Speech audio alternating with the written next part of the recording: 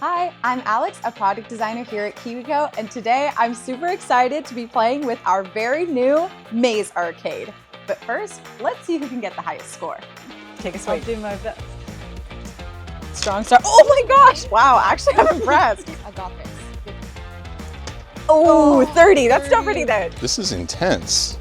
Okay, yes, okay. Oh, no, all right. I am a winner with my spinning. Yes, I like this manifesting. Spinning strategy got to it. win.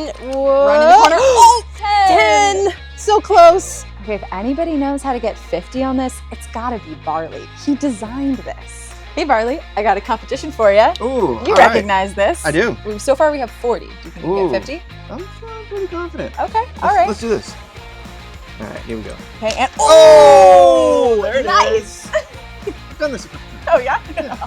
Okay, I want to try my hand at getting the highest score, but I want my own for that. You think you can help me put one together? Yep, absolutely. Sweet.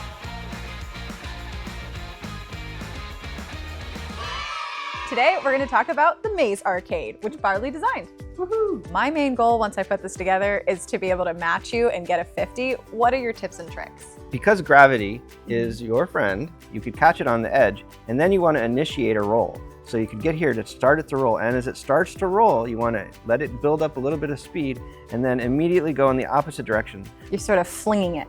A little bit of flinging. Yeah. What was the inspiration behind this crate?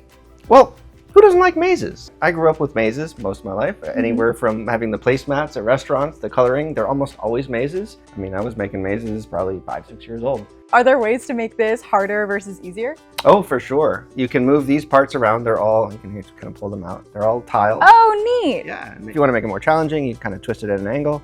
And now you can kind of like cut off one of the ways and then it'll divert the ball a different way. You can also turn it any way you want. Yes, of course. Cool. You can put them on, so if you wanted to move one from the center, they're all universal. So you can switch this one, spin this one around, flip it in here, and put that one wherever you want. How many unique different types of mazes do you think you could make with this? Easily hundreds. Yeah. Yeah, and every time we've tested, I think our tester has come up with a new method. And then also you can see that some of them actually have a hole in the center, and we kind of call those traps. So what we realized is that the corners are kind of where you're going to get the highest score. And so you try to catch the ball, and then as it's rolling, you want to kind of lift, and hopefully it'll drop into the 50. So it definitely takes a little bit of skill. This is so amazing. It seems like it has something for everyone. Luckily, I have a crate right here. You want to help me put it together? Yeah, let's do it. Great. All right, first I'm gonna build the base. I need this base piece and a couple of T-nuts. With the blank side up, I'll add the yellow nuts right here. I'm gonna put these two wooden pieces together. The rectangle goes on this side. There's a notch right here, and it slides in all the way. Now I take the other big wooden piece and I slot this down just like that. It's important that this piece is the one that has writing on it on the side. So now I'm just comparing both pieces. On this piece, we have the writing on this side, and this angle is going away from the writing. And on this piece, we have the rectangle on this side, and the angle is going towards the rectangle. Now I'm going to attach my first base piece to the piece with the writing on it. There we go. So it slots together in 3 points. 1, 2, 3.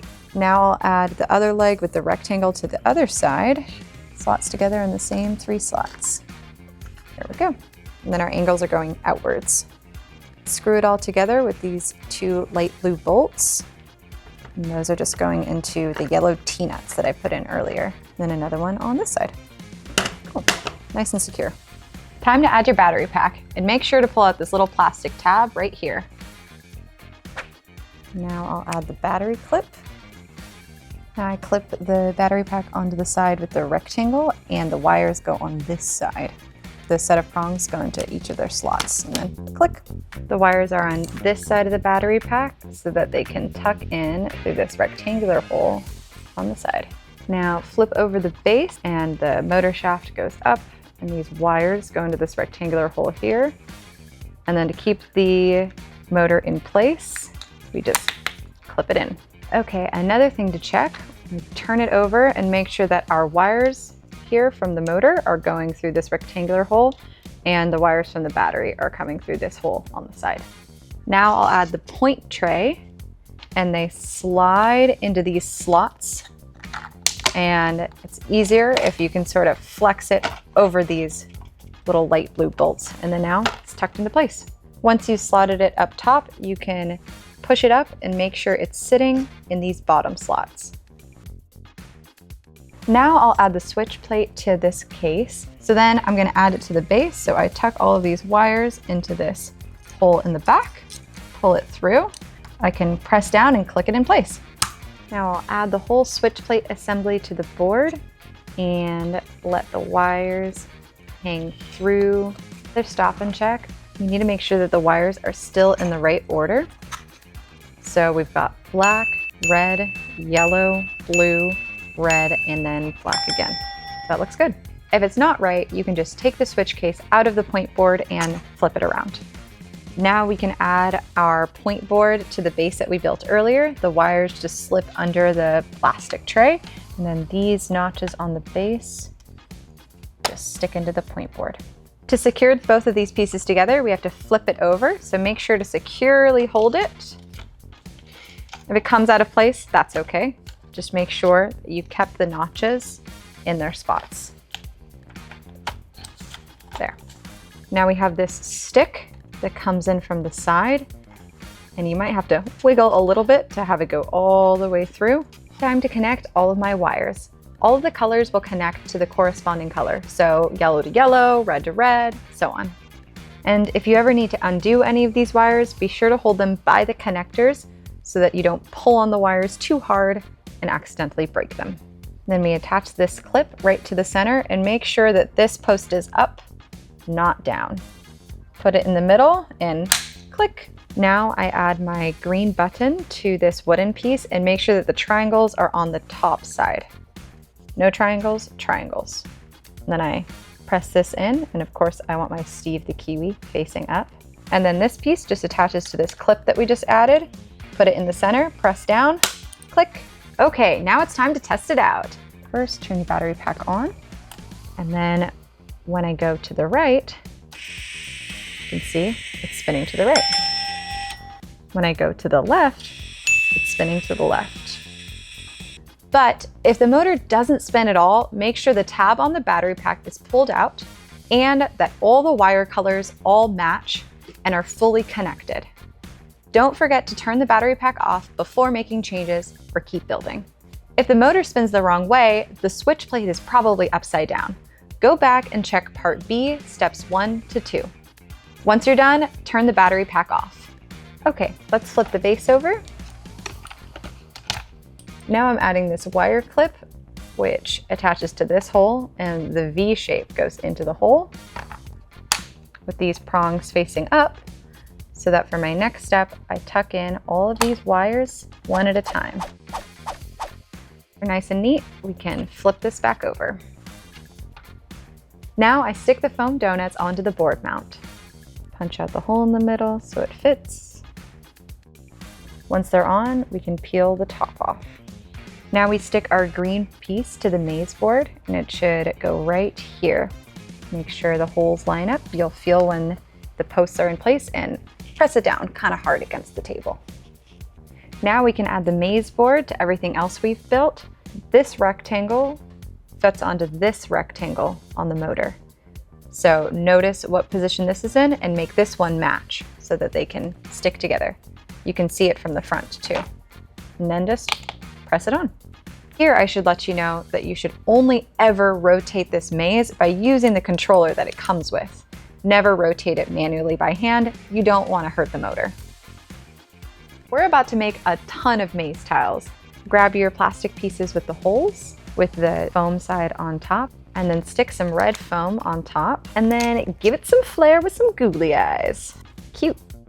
Now from the blue foam set, I grab one of these corner pieces and add it to one of the tile pieces with the holes. And then I take one of the small square pieces and add that to the top corner. And then for my next one, I grab a long piece, put it on top, and one more long piece, and add it to the bottom. And as I'm doing this, I'm really trying to make sure that everything's lined up nice. Next, we're gonna build the rest of our pieces. For that, we'll need 20 of these pieces without a hole in the center. I'll grab one of these corner pieces from the blue foam, add it to the corner, grab a small square, and add it to this corner. We'll do that 8 more times until we have 9 of them. Now let's make one that looks sort of like a 4-way intersection, a small square that goes in each corner. And just build 1 more of these so you have 2. Now let's make one with a long stripe on top and then a small square in each of the bottom corners. And then just make 6 more of those so you have 7. For the last type of tile, we use one of these yellow pieces and just stick it on here. Make sure that the edges line up to the edge of the tile. Just 1 more of those so you have 2.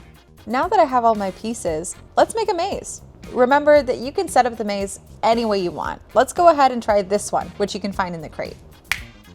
Grab a marble and add it to the maze right here. Now watch it roll down the path with a little help from gravity. Wow, you made a maze arcade.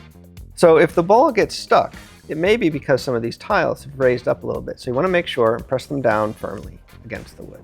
Also, if the ball can't travel through here, you may find that you need to squish sort of the square pieces to make sure that the ball can pass through. If you press the switch on the right, it should go clockwise. If you press the switch on the left, it should go counterclockwise.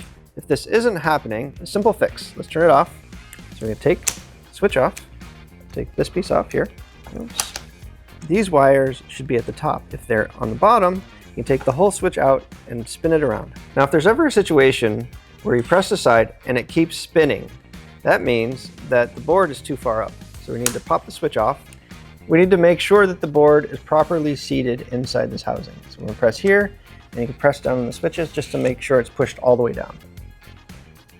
And one of the coolest things about this is you can configure it in almost any way possible. One of my favorites is the long shot. But there's another really cool one called the center stage, where you start from the center. Presenting my Cyclops Maze Arcade. Ooh, looks good. Thanks.